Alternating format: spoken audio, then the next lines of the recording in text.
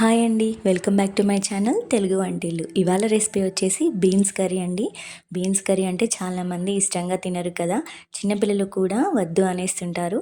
So ఇలా చేసి పెట్టారంటే చిన్నపిల్లలు కూడా ఇష్టంగా తినేస్తారు. మరి ఇంకెందుకు ఆలస్యం, మన రెసిపీలోకి వెళ్ళిపోదాం రండి. ముందుగా ఏం చేయాలంటే బీన్స్ని మంచిగా క్లీన్ చేసుకొని కట్ చేసుకొని పెట్టుకోవాలండి. తర్వాత ఆనియన్ కూడా కట్ చేసుకోవాలి.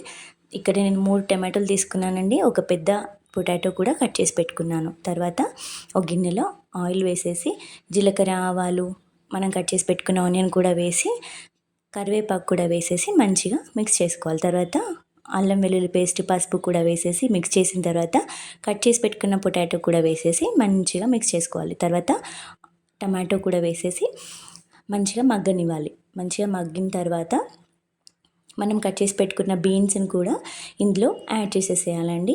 బీన్స్ని కూడా యాడ్ చేసేసేసి మంచిగా మిక్స్ చేసుకోవాలి.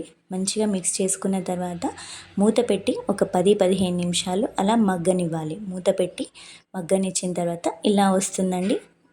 మధ్య మధ్యలో కలుపుతూ చూసుకుంటూ ఉండాలి, లేదంటే అడుగంటేస్తుంది. ఇలా మంచిగా అయిన తర్వాత మనం రుచికి సరిపడా సాల్ట్ని ఇక్కడ అడ్జస్ట్ చేసుకోవాలండి.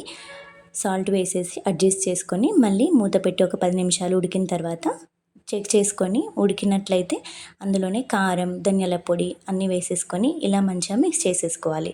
తర్వాత ఇక్కడ సీక్రెట్ ఇంగ్రీడియంట్ వచ్చేసి మనం శనగపప్పు నానబెట్టుకోవాలండి. నానబెట్టుకొని మిక్సీ పట్టేసి ఇలా కొంచెం ఆయిల్లో వేయించేసేసి అందులో కలిపేస్తే చాలా బాగుంటుందండి టేస్ట్. చిన్నపిల్లలు కూడా వదలరు, ఎప్పటికీ ఇలాగనే కావాలి అని అడుగుతారు మీ ఇంట్లో కూడా.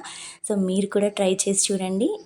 తర్వాత ఇలా మంచిగా మిక్స్ చేసేసుకొని మంచిగా అందులోనే మిక్స్ అయ్యేటట్టు కలుపుకోవాలండి, లేదంటే ఉండలు కట్టేస్తుంది. ఉండలు లేకుండా మంచిగా మిక్స్ చేసుకున్న తర్వాత ఒక 5 నిమిషాలు మూత పెట్టేసి తీసి తర్వాత కొత్తిమీర చల్లేసుకొని సర్వ్ చేసుకుంటే చాలా బాగుంటుందండి.